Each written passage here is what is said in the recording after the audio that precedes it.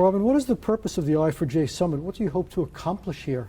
Absolutely. There are actually multiple things that we're looking to accomplish. First and foremost, we want to define the language around what disrupting unemployment actually means. We have collaborative docs and special algorithms that we've built to help actually aggregate a lot of the language that we'll be using and defining it. We all talk about disrupting different things, right? Technology disrupting things. Why not use it to disrupt actual unemployment? Now, I keep hearing that technology is disrupting employment because Yes. machines are taking over human jobs. What's the counter to that? The counter to that is things like platform technologies, right? Creating work, no longer needing to be restrained to a physical venue to have a job. So you don't have to be matched to a job.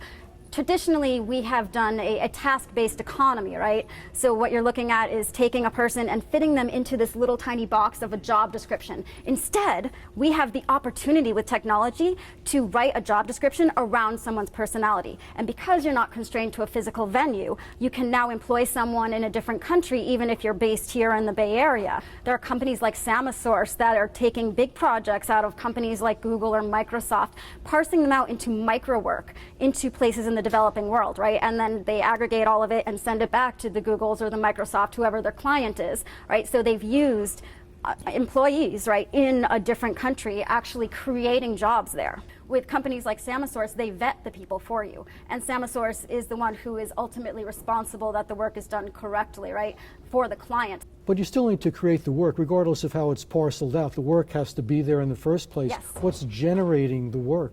Well, it depends on what industry or what company you're talking about. My area of expertise is talking about the next 2, 5, 10, and 20 years in technology, medicine, and biotech, right? So if you're looking at a big hospital system, maybe some of the interpreting of some of the data or the graphing analysis done, of course, partly with artificial intelligence, but a lot of these things still need a human component. So I talk about how patients now can see a doctor no matter where they are in the world, no matter where the doctor is in the world, and they have lots of tools. So you can now do robotic surgery, right, from a different country. So you're no longer limited to being in a hospital with the surgeon that you want. That surgeon can be in another hospital.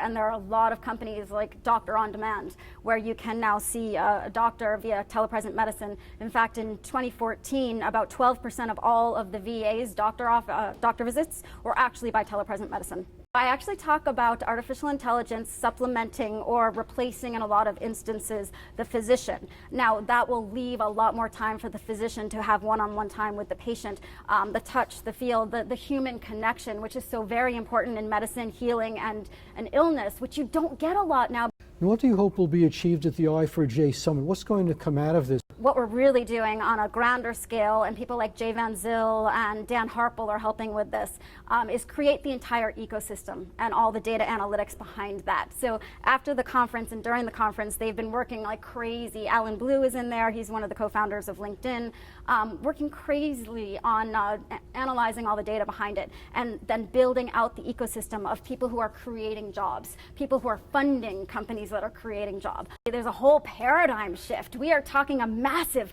mind shift from going to the 9-to-5 job where you have been slotted into this very specific job, right, to working on the micro work, working with people you have never heard of before, with names you might not be able to pronounce, right? It gives you the opportunity to really expand your mind.